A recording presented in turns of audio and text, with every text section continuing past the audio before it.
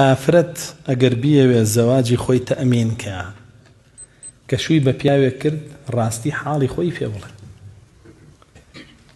بۆی دوایی پیاوەکە پێی نەزانێ و بێ بە کێشە بۆیان، بۆی دوایی پیاوەکە نەکەوێتە مەوقیعەوە و تەحەمولی نەکا و بێ بە کێشە بۆیان.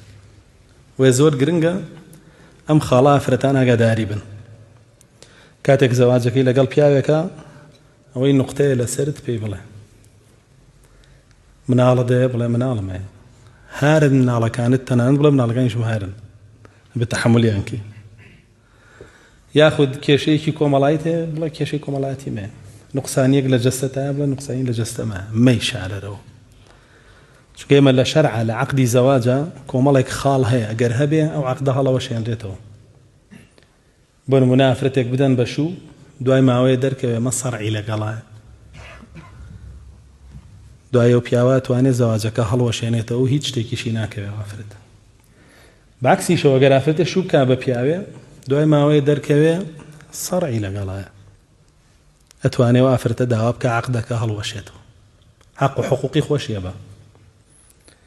بۆیە ئەو بابەتانە کە دێتە بەردەم دوو کەس کەیانەوێت زەواجکەنە بێ بەڕوونی بە یەکتری بڵێن. سەودە خاتون هیچی لە ڕەسوڵ الله صلی الله علیه وسلم نەشاردەوە. ئەمە خاڵێکی زۆر گرنگە کە ئەتوانین پەندی لێ وەرگرین هەم بۆ پیاوانیش و هەم بۆ کچەکانیشمانەوە بە تایبەت کچەکان کە ئاگادار بن کە زەواجەکەن ئەوەی ئەزانی دوایی پێی بزانرێ بێتە کێشە لە بینی خۆت و مێردەکەتە ئێستا پێی بڵێ ئەمە لەم سەرەوە من ئاوام دوایی مەڵێ بۆ پێو نەوتم